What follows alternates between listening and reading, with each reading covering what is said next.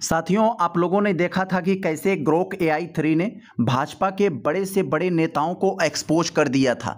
आज इसी Grok AI से दोस्तों मोदी जी के एक निजी जीवन से संबंधित हमने सवाल पूछ लिया है, जो बहुत ही ज़्यादा चर्चा में रहता है, हमेशा कंट्रोवर्सी में रहता है कि आखिर मोदी जी ने अपनी पत्नी को क्यों छोड़ दिया, छोड़ना था तो शादी क्यों किया, शादी किए तो उनका वैवाहिक जीवन कैसा रहा, क्यों छोड़े, छोड़कर कहाँ चले गए, मोदी जी ने क्या बयान दिया। इन्हीं प्रामाणिक स्रोतों के आधार पर दोस्तों एक एक फैक्ट आपको सामने रखेगा, जिसे जानकर आप हैरान हो जाएंगे। जो आपसे अब तक छिपा हुआ ग्रोक एआई ने एक एक फैक्ट ढूंढकर आपके सामने रखा है और इस मुद्दे को दोस्तों उजागर किया है। तो चलते हैं, हम लोग देखते हैं अपने इस मुद्दे का एक छोटा सा इंट्रोडक्शन पहले देखेंगे।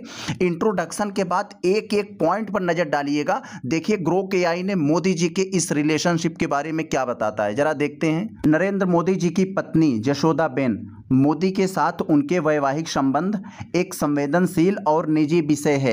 इसे समझने के लिए हमें ऐतिहासिक और पारिवारिक संदर्भ को देखना होगा।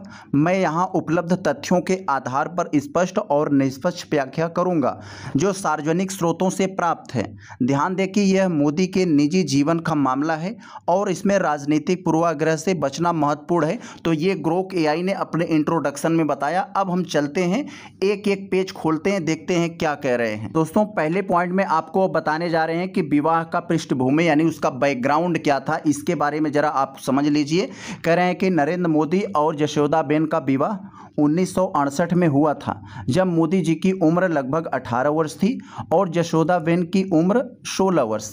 यह गुजरात के घांची जाति की परंपरा के अनुसार एक व्यवस्थित यानी अरेंज मैरिज हुआ था। बचपन में ही दोनों परिवारों ने उनकी सगाई तय कर दी, जो उस समय की सामान्य प्रथा से हुई थी। अब कह रहे हैं कि साथ का समय कैसा रहा जब शादी हुआ। तो विवाह के बाद दोनों ने केवल 3 महीने साथ बिताए। इसके तुरंत बाद मोदी जी ने घर छोड़ दिया। उनके यानी मोदी जी के बड़े भाई सोम भाई मोदी के अनुसार विवाह कभी भी पूर्ण नहीं हुआ। यह विवाह परिवार द्वारा थोपा गया था और मोदी जी ने इसे स्वीकार नहीं किया।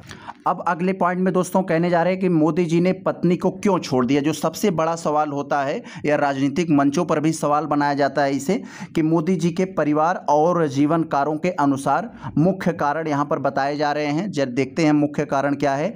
और यहाँ पर आपको पहला कारण बताना चाह रहे हैं, राष्ट्रीय और सामाजिक सेवा की आकांक्षा क्या है। युवा अवस्था में मोदी जी ने स्वामी विवेकानंद के विचारों से प्रेरित थे। वे राष्ट्र और समाज की सेवा करना चाहते थे। विवाह के तुरंत बाद उन्होंने एक आध्यात्मिक यात्रा की शुरू की, जिसमें वे भारत भर घूमे, विशेष रूप से हिमालय क्षेत्र में। यह यात्रा लगभग 2 से 3 वर्ष चली, जहां वे सन्यासी जीवन की खोज में थे।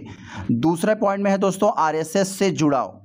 इस यात्रा के दौरान मोदी जी राष्ट्रीय स्वयंसेवक संघ यानी आरएसएस से जुड़े, जो एक हिंदू राष्ट्रवादी संगठन है।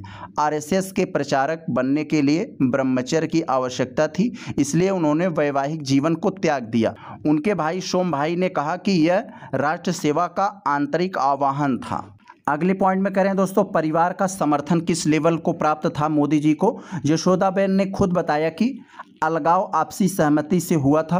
मोदी जी ने उन्हें स्वतंत्रता दी, उनकी पढ़ाई लिखाई को प्रोत्साहित किया। जशोदाबेन ने आगे की शिक्षा प्राप्त की और शिक्षिका बनी और सरकारी नौकरी की। वे कहती थी कि दोनों के बीच कभी झगड़ा नहीं हुआ और वे अच्छे संबंधों से अलग हुए थे।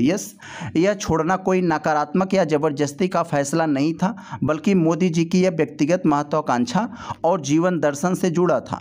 जशोदाबेन ने कभी भी मोदी जी की आलोचना नहीं की और कहा कि उनके कार्यों पर गर्व करती हैं। तो अगले पॉइंट में जो आपसे बताना चाह रहे हैं कि सार्वजनिक प्रकटीकरण का क्या मामला है, इसमें गोपनीयता का कारण क्या था, आखिर इसको क्यों इतना गोपनीय बनाया गया। इस मुद्दे को मोदी जी ने लंबे समय तक विवाह को सार्वजनिक रूप से स्वीकार नहीं किया, क्योंकि आरएसएस में ब्रह्मचर्य की शर्त थी।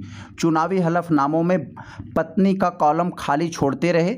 वे खुद को अकेला बताकर भ्रष्टाचार मुक्त छवि को पेश करते रहे। 2014 का खुलासा क्या हुआ दोस्तों, इसमें 2014 के लोकसभा चुनाव से पहले कानून आवश्यकता के कारण मोदी जी ने वडोदरा सीट से नामांकन पत्र में जशोदाबेन का नाम लिखा।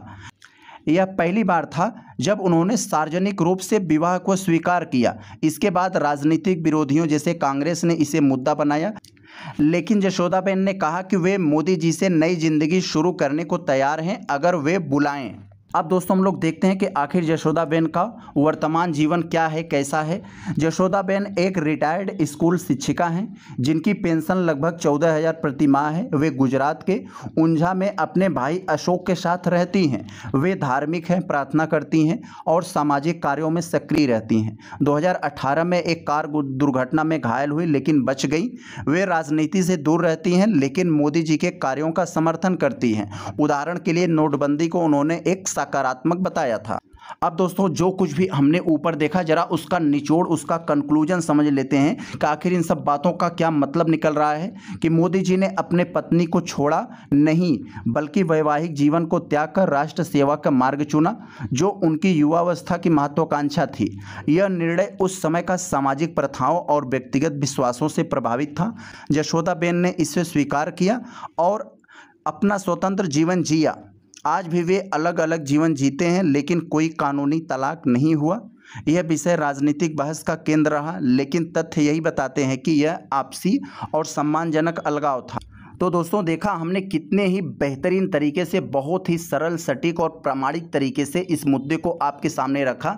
हर एक आप अलग अलग राजनीतिक मंचों पर अलग अलग तरह से अलग अलग लोग, अलग अलग टीवी मीडिया, अलग अलग सोशल मीडिया पे आपको तमाम तरह की चीज़ें बताई जाती हूँ, जिन सब को दोस्तों दरकिनार करते हुए हमने बहुत ही प्रामाणिक स्रोत से बताया कि आखिर ये क्या है। सरकारी और प्रामाणिक स्रोतों में यही है। अब उनका क्या मामला है, क्या था, वो यही दोनों बता सकते हैं असल में।